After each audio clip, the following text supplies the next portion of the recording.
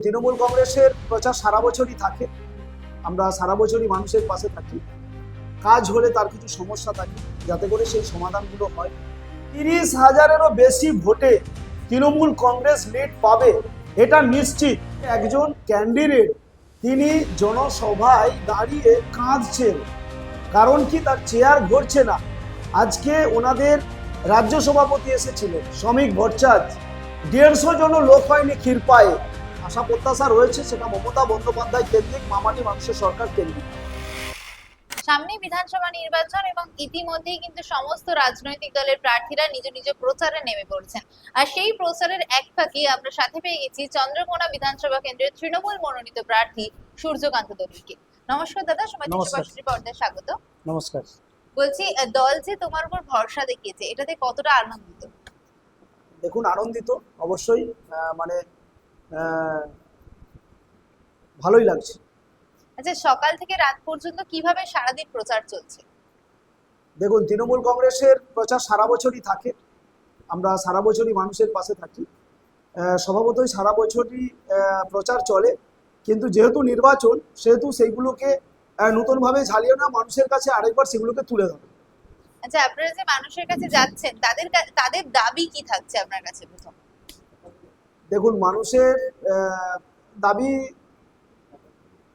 যেগুলো রয়েছে, মমতা বন্দ্যোপাধ্যায়ের উন্নয়ন রয়েছে। কাজ হলে তার কিছু সমস্যা থাকে, যাতে করে সেই সমাধানগুলো হয়।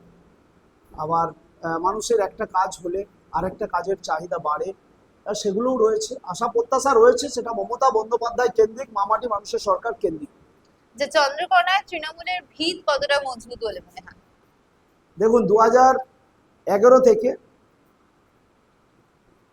2011-ই আমাদের চন্দ্রকোনা বিধানসভা তৃণমূল কংগ্রেস লিড নিতে পারে। 2011-র যিনি ক্যান্ডিডেট ছিলেন তিনি তার পরবর্তী পর্যায়ে যোগ দিয়েছিলেন। তো 2016, 2021 তৃণমূল কংগ্রেস ভালো অঙ্কে একটা লিড নিয়েছিল। 2024-এর লোকসভা নির্বাচনে চন্দ্রকোনা বিধানসভা অনেকটা ভোটে লিড আছে।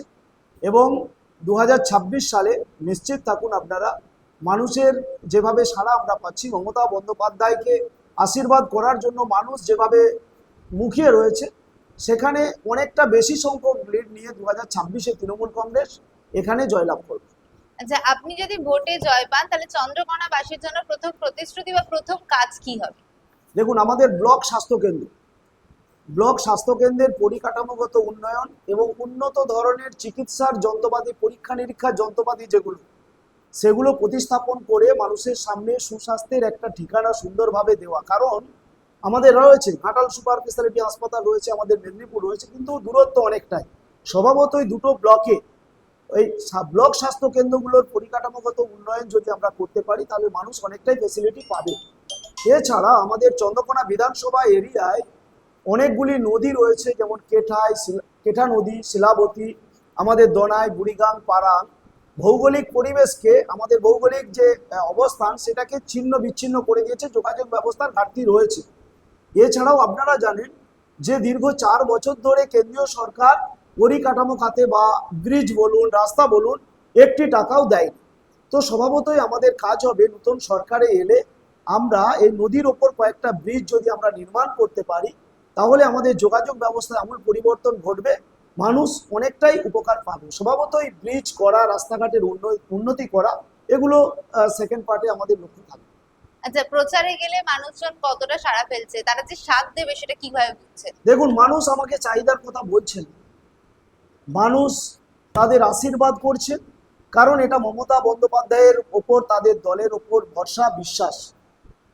তারা জানেন যে মমতা বন্দ্যোপাধ্যায় থাকলে তাদের সমস্যার সমাধান হবে, তাদের চাহিদা পূরণ হবে। তো স্বভাবতই নতুন করে আমাদের কাছে চাওয়া পাওয়ার তাদের কিছু নেই।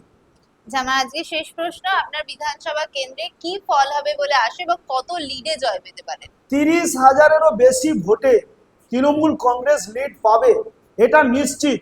কারণ আপনারা কি দেখছেন যে একজন ক্যান্ডিডেট তিনি জনসভায় দাঁড়িয়ে কাঁদছেন, কারণ কি তার চেয়ার ভরছে না। আজকে ওনাদের রাজ্য সভাপতি এসেছিলেন শ্রমিক ভট্টাচার্য, 150 জন লোক হয়নি ক্ষীরপায়ে।